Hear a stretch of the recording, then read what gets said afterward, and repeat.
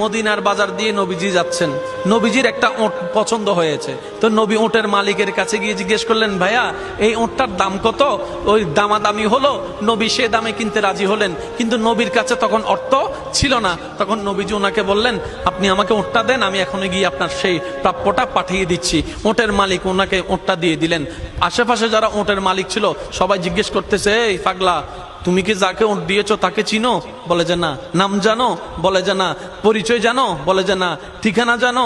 না। তো তুমি যে ওঁটটা দিয়ে দিলা, উনি যদি ওঁটের টাকাটা না ফাটায় তখন তো তুমি লসের মধ্যে চলে যাবা। সে ওঁটের মালিক বলে, এত সুন্দর নুরানি চেহারাওয়ালা কখনো বাটপার হতে পারে না, কখনো চিটার হতে পারে না, কখনো মিথ্যুক হতে পারে না। ওনার চেহারা দেখেই তো আমি ওঁট বিক্রি করার আগে মনটাই বিক্রি করে দিয়েছি, মনটাই বিক্রি করে দিয়েছি, মনটাই বিক্রি করে দিয়েছি। তোমরা যাই বলো, আমার মন বলে উনি আসবেই আসবে, টাকাটা পাঠাবেই পাঠাবে। এই কথা বলতে না বলতে কিছুক্ষণ পরে নবীজির একজন সাহাবা এসে বলছেন, একটু আগে একজন ওট নিয়ে গিয়েছেন কাছ থেকে, ওটের মালিকটাকে একটু দেখতে চাই। উনি বলে যে আমার থেকে। তো উনি বললেন, আমাদের নবী আপনার থেকে ওটটা নিয়ে গিয়েছেন, ধরেন ওটের টাকাটাও দিয়েছেন, আপনাদের খাবার জন্য কিছু খেজুরও হাদিয়া পাঠিয়েছেন, খেজুরও হাদিয়া পাঠিয়েছেন। ওই ওটের মালিক বলে, ভাইয়া টাকাটাও রাখেন, খেজুরটাও রাখেন, আগে আমাকে ওনার কাছে নিয়ে যান।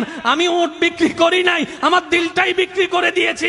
ওনার চেহারা মোবারক দেখে আমার মনটাই পাল্টাই গিয়েছে, আমি কালিমা পড়ে মুসলমান হয়ে যেতে রাজি আছি। সুবহানাল্লাহ। जिसका कोई सानी नहीं वो नबी हमारा है, मुस्तफा की अजमत का हद ही ना किनारा है। आशिक बोले, लम याति नजीरु कफी नजरिन मिसले तुना शुद्ध पैदा जाना। চিৎকার দিয়ে বলেন না সুবহানাল্লাহ। ওই নবীটা কাদের নবী? হয় নাই, সবার আওয়াজ বলেন, ওই নবীটা কাদের নবী? আমাদের কি ভাগ্য সে নবীর উম্মত হতে পেরেছে।